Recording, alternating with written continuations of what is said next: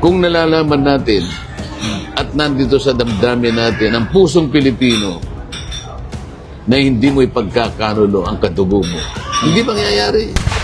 Pero ang pinaka-importante, walang isa man sa mamamayan ng Russia at Israel ang ginustong makipagsabuatan sa ICC. Hindi nila siguro kayang tanggapin na ipagkanulo nila ang isa sa kanila.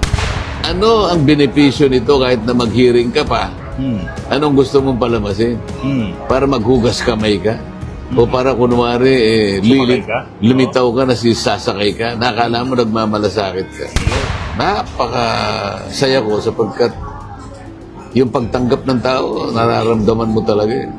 Kaya akala ng mga tao, lalo na yung mga kasama ko, ba't parang hindi napapagod itong taong ito? Kaya nga. Palagi ko napapagod din ako, kaya lang hindi ko nararamdaman. Kaya makikita mo sa itsura ko, parang hindi man lang ako nagagalusan. Oo nga. Eh yung mga kasama ko siguro, yun ang napapagod. Lalo na si Mayor TJ. Kumusta ka niya, Mayor TJ, ha? Sila nga, naawa ko sa kanila. Pagkatapos, di Dumaguete. Nakaalis na kami ng nagmamadali ako. Kasi mga tao, halos ayaw nilang umalis pa ako. Hahabulin ko yung Pandakan. Ay pa ako. So, alam mo. Manila ka? By jet uli. Visayas to Manila. Jet. Pagkatapos, nakarating ako doon. Mga halos 2 oras din ang paglalakbay.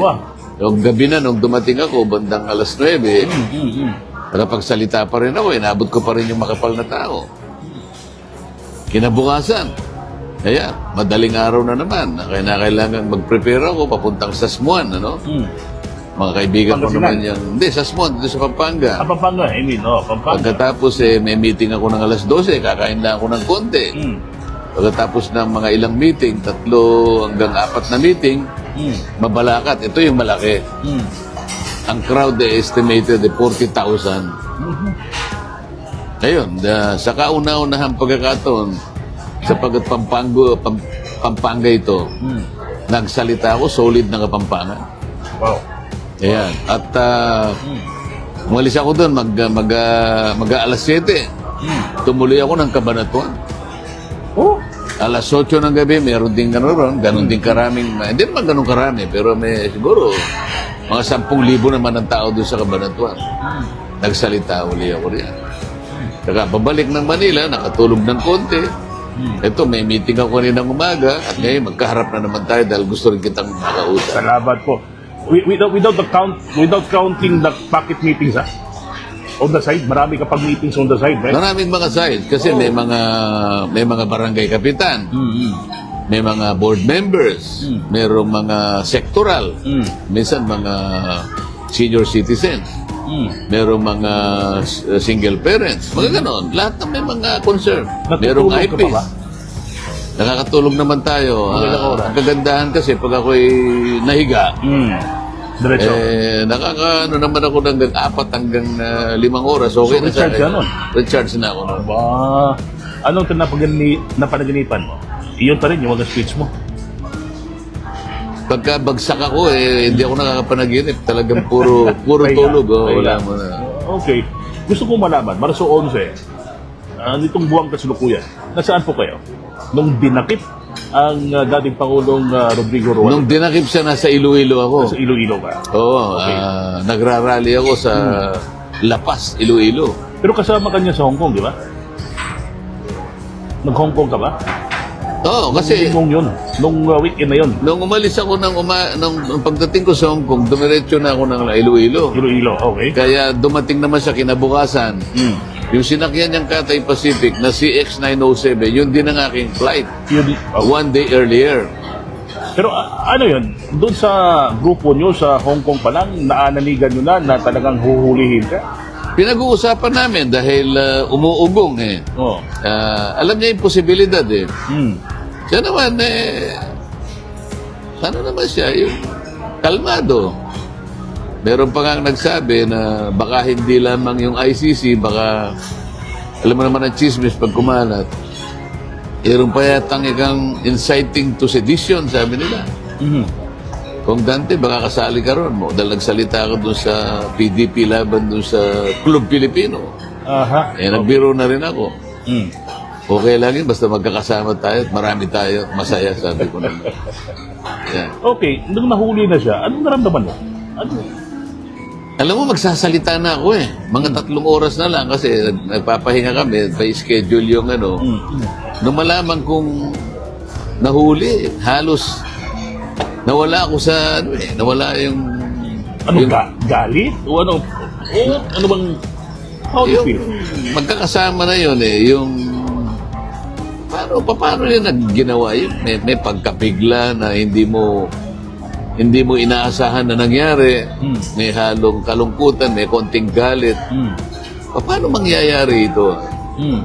Pero kahit paano, nakapagsalita pa rin ako at yung konti nga, naibalita ko na rin sa mga ano na habang ako po yung nagsasalita, sabi ko kaninang umaga, hanggang bandang hapon ka ako, pinuli po nila si Pangulong Duterte. Nabibigla rin yung mga tao.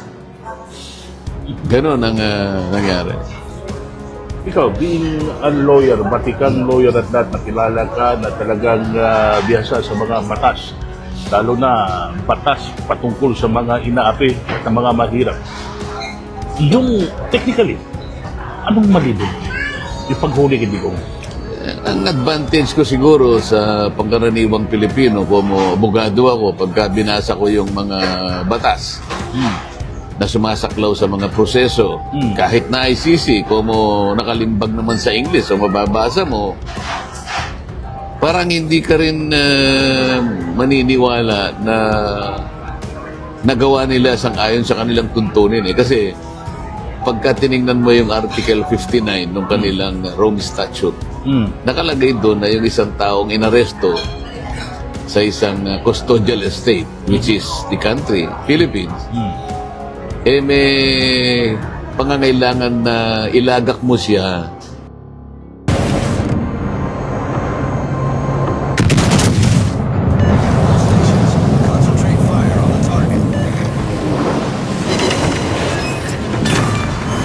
kaagad-agad sa isang competent judicial authority. Ganun ang pagkakasabi. Sa local. Sa custodial estate, sabi niya. So, ibig sabihin, Pilipinas. Doon na-aresto eh. So, nasa custody ng Estado, di ba? Ngayon, bakit hindi natupad yung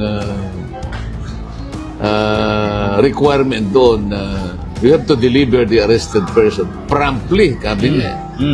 Before a custodial estate, competent judicial authority. Ibig sabihin nun, ang pinaka-competent na judicial authority nung siya'y hulihin at sa oras na siya'y hulihin, yung Regional Trial Court ng Pasay City sapagkat nandun yung NAIA. Correct. 3. Saklaw niya, oo. Di ba? Eh bakit naman dinala sa Villamor Air Base? Hindi naman nata judicial authority yun. Military Air Base yun. Ngayon, pag binasa mo pa yun, kaya pala kinakailangan dalhin mo siya kaagad sa harap ng isang competent judicial authority para ma-determine yung 3 bagay na nauukol dun sa pagkaka-aresto. Una, kung yung warrant of arrest ay applicable dun sa taong inaresto. Okay. Pangalawa, kung yung proseso na kinakailangan pang-aresto ay nasa katuparan sa maayos na kaparaanan. Number 3, kung sa pagka-aresto mo doon sa isang tao, yung kanyang mga karapatan ay narespeto. So, 3 yung requirements. Ngayon, paano mo i-determine yung 3 requirements ngayon kung dinala mo sa Villamor Air Base? Okay. Ang korte lang ang makakapag-determine. No? So, sa akin palagay, bilang isang abogado, bagamat ako hindi naman nag-practice sa ICC, naiintindihan ko naman yung human rights. Yung rights nila, di ba? Oo. Pagkatapos, merong mga ibang mga abogado na nagbibigay ng kanilang opinion, hindi raw applicable na i-invoke mo yung Article 59 sapagkat ang Pilipinas daw ay kumalas na sa Rome Statute. Okay. Tama naman, kumalas na eh, no? Sabi ko naman, kung ganyan ang katwiran mo, sabi, the pendulum swings both ways. Kung hindi na applicable sapagkat kumalas na nga tayo sa Rome Statute, Eh, ba't tinuli mo pa yung aming Pangulo? Ba't nag-issue ka pa ng warrant of arrest kung hindi naman applicable na pala sapagkat pumalas na kami? Hindi ba ganun lang ang sagot nun? Yung warrant of arrest ba, should it be physical, present? Sa tingin ko, sapagkat dito sa ating jurisdiction, ang unang hihingin sa'yo ng taong inaaresto, sasabi ba, inaaresto kita, Juninho. O siyempre, ang unang mo reaction. Bakit? Under what authority? Meron ka bang mandamiento di aresto? Oh. Teka mo, tsaka mo na tanungin yan. Basta't sumama ka sa akin. O ito ay pinakikita ko yung kopya nandito sa cellphone ko. Hindi, mali naman na tayo. Hindi valid yun. Kaya nga ang sabi ko, dapat dinala mo muna doon sa competent judicial authority because all these things will be determined. Okay. Only a court can determine the existence and validity of a warrant of arrest. Para naman yung due process ay nandun. Babasahan mo siya ng Miranda rights yung warrant of arrest pinakikita mo sa cellphone mo. Pwede ba yun? Kaya marami akong nakikitang Mga flaws doon. mga flaws. Ngayon, bilang isang abogado, sabi ko nga sa'yo, kung ikukumpara natin sa mga tuntunin natin, so hindi naman nagkakalayo. Yung Miranda rights na binasa niya, lahat ng mga bansang demokratiko, kabisado yung Miranda rights na yon. Di ba you should be informed of the accusation laban sa'yo? Di ba? Kaya nga, ang ginawa niya, binasa niya lang daw, ito ay kay ganito, ganyan-ganyan. Ganun lang ba kasimple yun? Yan ang sinasabi ko. Ba't hindi mo ibigay yung physical copy, yung hard copy? Para sa ganun, yung abogado, binasahan mo nga, you have the right To remain silent. You have the right to remain silent and anything you will say will be utilized against you in any court of law. You have the right to engage your own counsel, blah, blah, blah. Anong ibibigay ko sa counsel ko ay warrant of arrest ayaw mong ipakita. Para makita naman, para yung rights ko will be protected. That's the reason why it should have been delivered promptly before a competent judicial authority. Itong ICC authority over us, or jurisdiction over us, may nakasaad din na may jurisdiction lang daw at ito ay sinabi din ni Pangulong Marcos na may jurisdiction lang ang ICC if and when ang judicial system natin ay hindi na gumagana. So inaamin niya na hindi na gumagana. Yun ang tanong. Bakit nakapasok ngayon hindi ba gumagana ating judicial system? Hindi ba dapat sila yung sumagot nun sapagkat ang prinsipyo na central sa mandato ng ICC ay yung principle ng complementarity. Correct. Ibig sabihin, papasok lamang siya kung ang kondisyon na kinakailangan ay nandyan. Unang-una, hindi na gumagana ang judicial system. O maaaring gumagana pero ayaw naman niyang paganahin. Kaya ngayon, dahil nga dapat masuri, dapat maalitis ang mga tao, hindi naman po pwedeng litisin sapagkat hindi nga umiiral ang judicial system. At umiiral nga pero ayaw naman niya magtrabaho. Pwede siyang pumasok ngayon. Ngayon, nung hinuli mo siya, dapat sana there was a prior establishment of the fact na hindi na gumagana ang ating judicial system. Para sa ganun, ibigay mo siya sa ICC. So that is an admission. That is an admission na hindi gumagana. Papayag ba ang ating judicial system na yun? Ibig mo sabihin, papayag kahit na yung kaliit-liitang korte ng ating bansa, halimbawa, municipal trial court, municipal circuit trial court, ito yung pinakamababa. Hanggang sa kataas-taas ang hukuman, pumapayag ba sila na hindi gumagana ang ating mga hukuman? So you mean to say, parang insulto ito sa ating justice system? Hindi lang insulto, parang sampal sa mukha ng lahat ng hukom dito sa ating bansa. Can the Supreme Court or the judiciary, in motu proprio, sa kanila lang, questionin ito doon sa executive? Hindi nila gagawin sa sarili na. There must be somebody who will question it. Ang judicial system natin, passive. Maghihintay lang. They will not act on their own. Ha? Karaniwan, motu proprio, kung sila-sila lang, halimbawa, mga empleyado ng ng ating judicial system. No. Pero kung mga kaso na ay labas na sa kanila, involving the executive, involving the other branch of government, legislature, maghihintay sila ng petisyon. Ayun. Moving forward, may pinag-usapan na ngayon. May Senate hearing, lumabas na ang resulta ng Senate hearing. Anong hearing? Nung hearing ni Madam Amy Marcos. Pero doon sa hearing na yun, may maraming mga butas ng mga legalities na sinasabi ni DOJ Secretary Rimulya na walang karapatan ng ICC over the country but may karapatan sila over the individual. Yun po, maraming mga Pilipino ngayon ang naguguluhan kung ano bang ibig sabihin nito. Tama po ba itong pronouncement niya o ano ba? It's just a rhetoric, a play of words, what? Bahala sila kung ano yung kanilang napatunayan doon.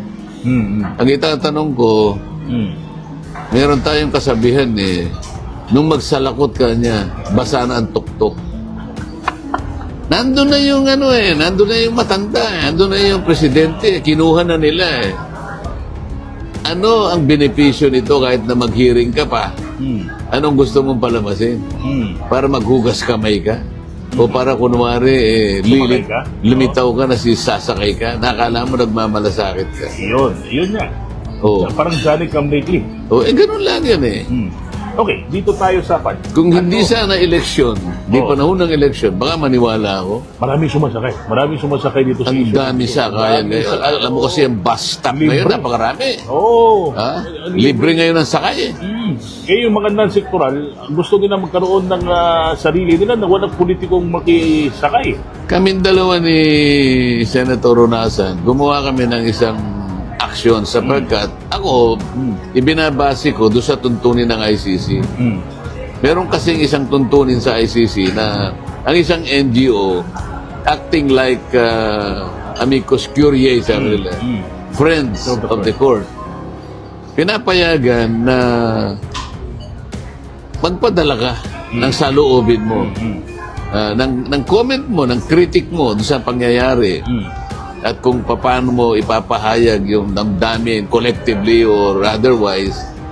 So gumawa kami nag-launch kami ng isang online signature questioning the processes starting from the issuance of warrant of arrest, the service of the warrant of arrest, and then the ultimate abduction of the president, which are within the core of their own provisions ng Rome Statute. So, nandun, pinadala namin, pero bago namin ipadala yan, merong online sa signature. Apat kami doon, hindi ko alam kung nailagay na yung mga ibang pangalan. Na sinabi ko doon, I'm not doing this as a senatorial candidate. But a Filipino. I am doing this because as a Filipino and for the country at large, hindi ko matanggap na mangyayari ang isang kapwa Pilipino, lalo pa nga ay naging Pangulo ng ating bansa, nadadaan siya sa ganong proseso. Sapagkat sabi ko, natatandaan ko yung presidente ng Russia, Vladimir Putin. Nauna pa siyang nakatanggap Ng warrant. ng warrant of arrest. At ipinadaan din sa Interpol. Si Benjamin Netanyahu ng Israel, ganun din ang nangyari. Nauna pa rin nakatanggap ng warrant of arrest. Through Interpol. And tanong, bakit itong dalawang leader na to hindi nahuhuli at ang bilis namang nahuli ng ating dating Pangulo? Dahil third world country tayo? Ganon. Isa yung siguro. Pero ang pinaka-importante, walang isa man sa mamamayan ng Russia at Israel ang ginustong makipagsabuatan sa ICC.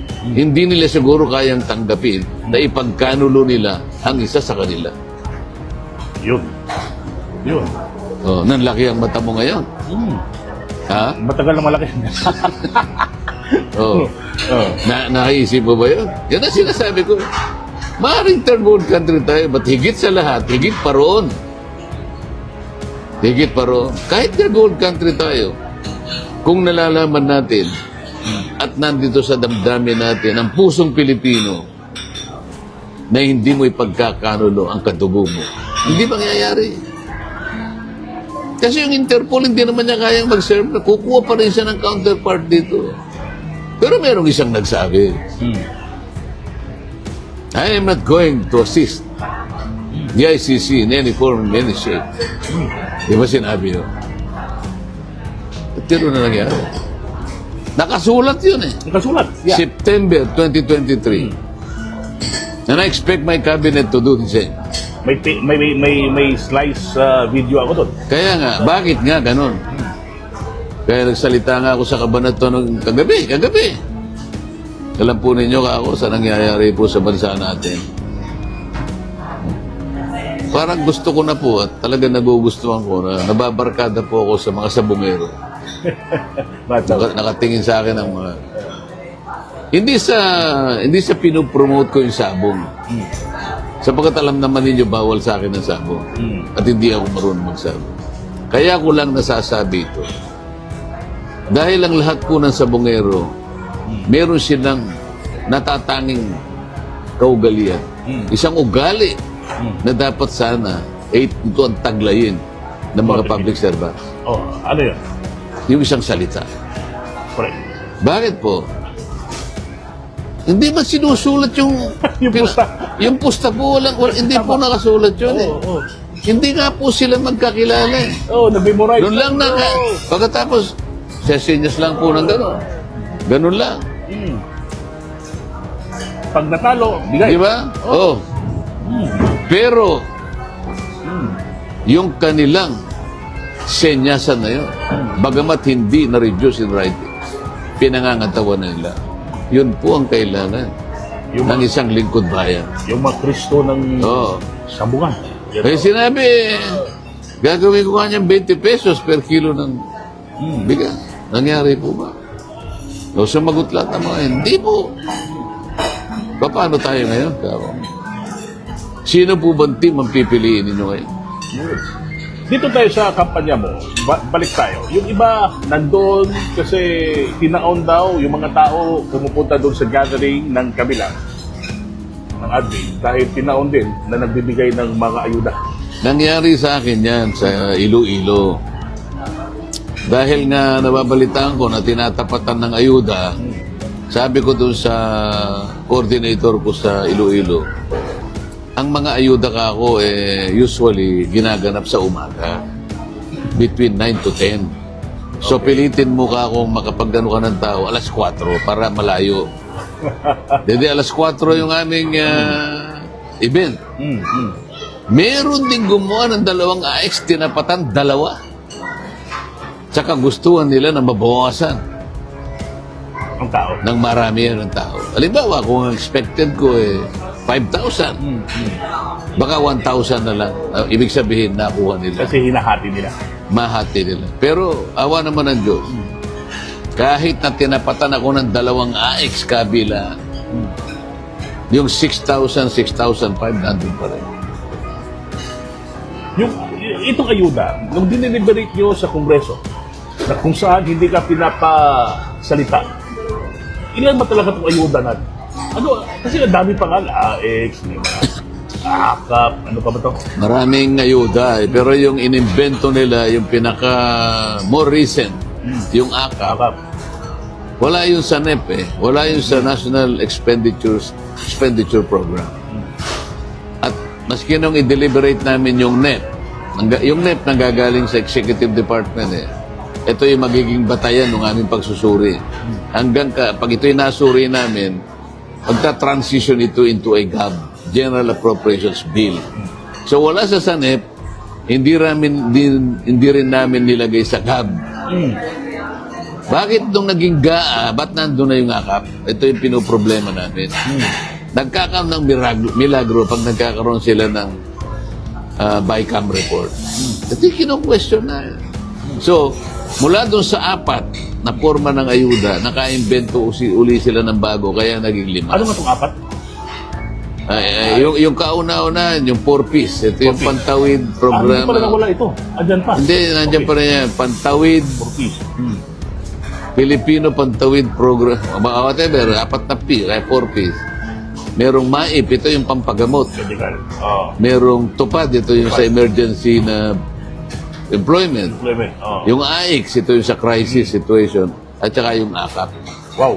5. 5. Magkano ang binudget ng Kongreso nito? Kung susumahin mo lahat yan, sa 2025 budget, aabot siya ng 194 billion pesos. Billion. Billion, ha? Billion pesos. Wow. Paano accountability nito? Dapat itanong mo sa kanila. Hindi sa... Well, wala bang nakalagay doon sa kwan? Yung sa batas. mabuti pa yung 4 Ps. Kasi merong beneficiaries talaga yun. Yun ay merong matching na mga pangalan na sinusuri kung talagang karapat-dapat. At merong kondisyon na binibigay para sa ganon, makinabang naman ang pamilya at naihahanda natin na may mangyayari naman pagkatapos ng programa. Pero yung iba, halos bigay eh. Yung AIX, kasi ito na ibibigay. Wala namang kondisyon eh. Kahit anong bilhin niya. So, you mean to say, yung listahan, hindi talaga ganon ka... Hindi kagaya nung listahan ng 4 Ps. So, may laya ngayon kung sino yung magbibigay, kung sino-sino lang. Ang pinag-uusapan natin, ayuda Under the behest of a congressman. Ha? Under the behest of the congressman. Kung ayaw ng congressman, dahil kalaban ka. Kasi siya kasi yung mangangalap ng bibigyan eh. Kamukha nung AKAP, ang pangalan ng AKAP, ayuda para sa kapos sakita. Ang tanong ko rito, sinong magdidetermine kung sino yung kapos? Kasi kung titingnan mo, yung salitang kapos is relative. Correct. Depende sa pangangailangan mo. Ako kung minsan, pwede ko rin sabihin sa sarili ko, nakapos ako eh. Kung ang kagustuhan ko na bigyan lahat ng tulungan lahat ng aking constituents, hindi ko kaya. So kapos din ako. Ngayon, 194 billion. Ang tinatarget mo talaga, yung marginalized, the poorest of the poor. Kung totoo na natatarget mo, na hindi ako naniniwala na natatarget mo, ba't ganito pa ang buhay nila?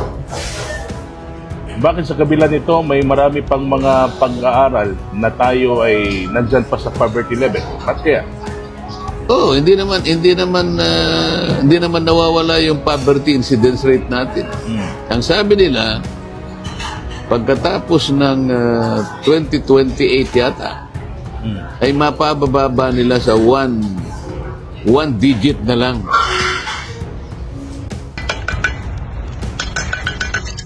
Fire. Run. It's too dangerous.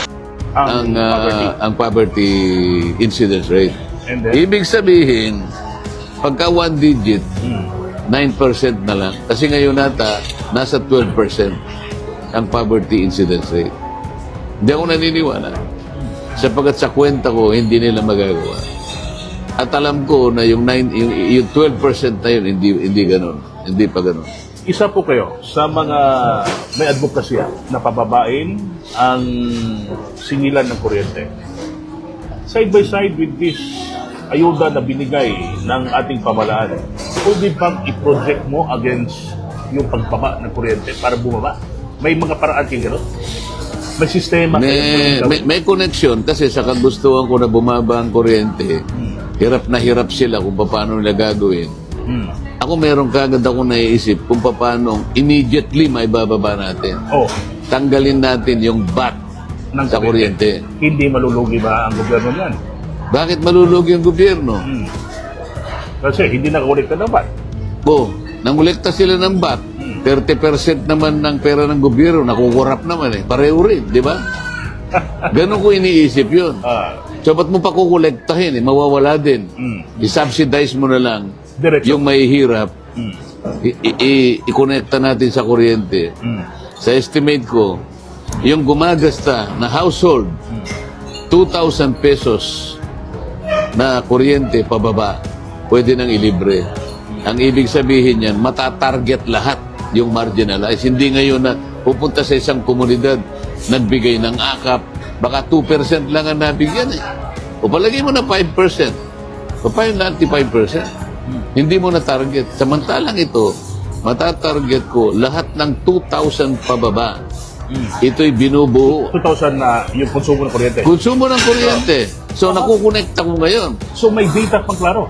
May klaro hindi. Kasi nga, yung madali mo ngayong ma-determine eh. Lahat ng 2,000. Kasi kung hindi ka mahirap, lalagpas ka doon. Ikaw ba mabubuhay ka sa 2,000 na kuryente? Oh. Yun lamang ginagamit ng podcast mo eh. Ibig ko sabihin ngayon, ito, matatarget mo yung 5.5 million households na ang kabuuan niyan ay halos 27 to 28 million Filipinos. Samantalang yung pinagsama-sama mong ayuda, baka wala pang 1 milyon ang nabigyan. Targeted yung subsidy. Targeted kasi nga 2,000 pababa. Lahat libre. Ayaw ba ng Pilipino yun? O sasabihin mo ngayon sa akin, hindi malulugi naman, hindi problema na ng DOF kung saan siya kukuha ng ibang pagkukuha ng ano.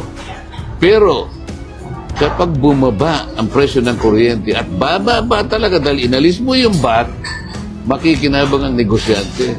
Magtatayo ng maraming negosyo dahil yung production cost niya bababa. Magtatayo ng maraming negosyo, dadami, babangon ang mga pabrika, dadami ang trabahong ma-generate, lalaki ang kita ng mga tao. Kapag lumaki ang kita ng tao, dumami ang negosyo, marami ang magkano ng buwis. Makukompensate mo pa siguro 10 times eh.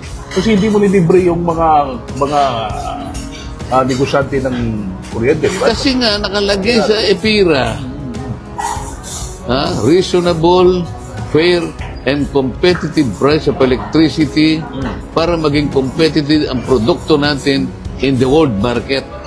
Isa sa underlying objective. Okay, talking O, di napalaki mo yung economy.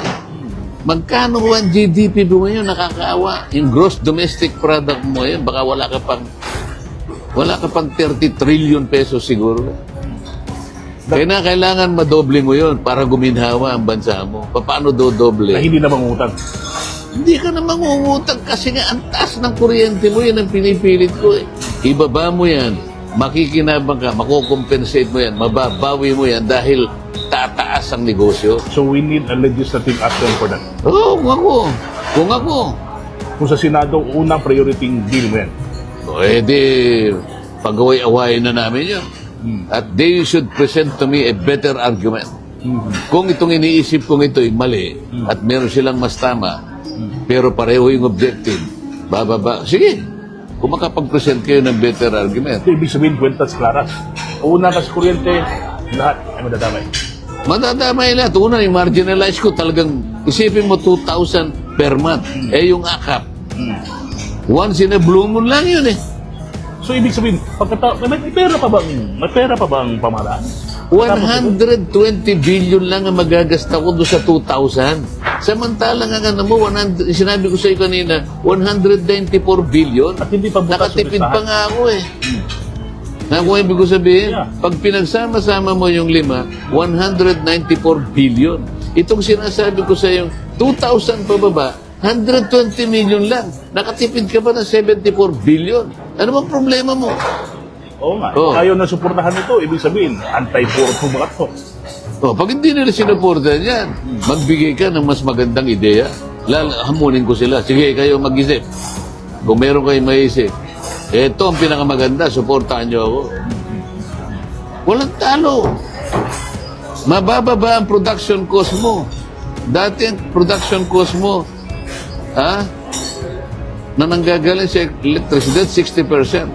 So, naging 30% na lang. May inganyo ka ngayon, palakin mo yung negosyo mo. Pati mga investor pupunta rito. Lalaki ang ekonomiya mo. Dadami magtatrabaho. Lalaki ang kita. Bababa ang presyo ng pagkain.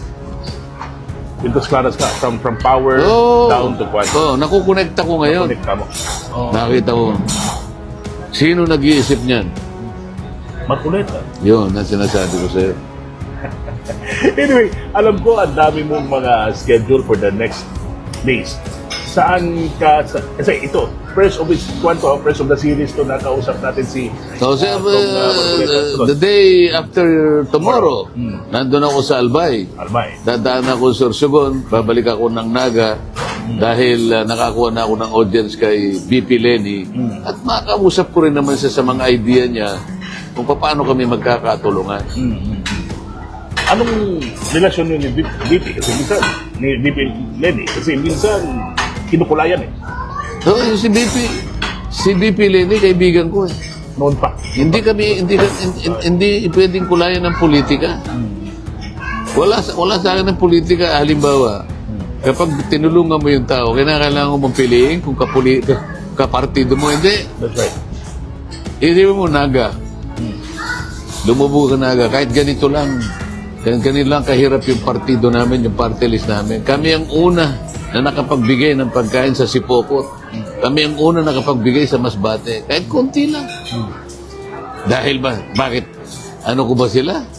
Kapartido na? Hindi. Pero sila yung nangangailangan eh. Ganun kami. Alam ni BP Lenny yun. Kaya kahit isabit ni BP Lenny yung tarpulin ko, alam ko gagawin niya dahil magkaibigan kami. That's good. That's good. Ganun ang laban dyan. Okay. I know, sabi ka pang gagawin at salamat sa oras na binigay mo na sa iyong pagkakataon para i-address ang buong kabuluhan. Mga Pilipinas man o sa iba yung dako ng mundo. Go ahead, sir. Ako, ang masasabi ko lang sa mga kababayan natin, una dito sa ating bansa, lalong-lalo naman yung mga nasa ibang bansa na nagsasakripisyo rin sa kanilang pamilya. Alam natin na meron tayong problema ngayon, nagdaramdam ang karamihan ng tao, hindi man lahat dahil sa nangyari sa dating Pangulo. Pero ang gusto kong ipaunawa sa kanila ay this is only a temporary setback. I always believe that there is a time for reckoning and for truth to prevail. Basta magtiyaga lang tayo. And let us not lose hope. Alam naman natin na si Pangulong Duterte, nag-aalala ko ng dahil lamang sa kanyang kalusugan. Alam ko na may dinaramdam yung tao. Maraming pagkakataon. Bago nga siya uli, nagkita kami sa Hong Kong nung gabi na yon. Pati pagtayo, pati pagupo ay naalalayan siya. Pati pag-inom niya ng gamot, napakaraming gamot ang iniinom. Makakakuha hindi niya naman memorize yun. Doon lang ako nag-worry. But I know he is a great leader. Alam ko pwede siya magsakripisyo. Alam na rin yun. He is the image of courage and sacrifice. He is the embodiment of a leader who gave it all and asked for nothing. Lalaban yan at lalaban. Nag-aalala lang ako sa kanyang kalusugan. Huwag po kayong bola ng loob. Lalabanan po natin yan at pagtulungan natin hanggang siya'y makabalik sa ating bansa. Okay. Dante Marcoleta, anong numero sa balota? Number 38, Right Kalibre now. Kalibre. 38. Pagbababarilin natin ang problema ng ating bansa. Ayun. Ano naman, Ninyo Bonito Padilla at yan ang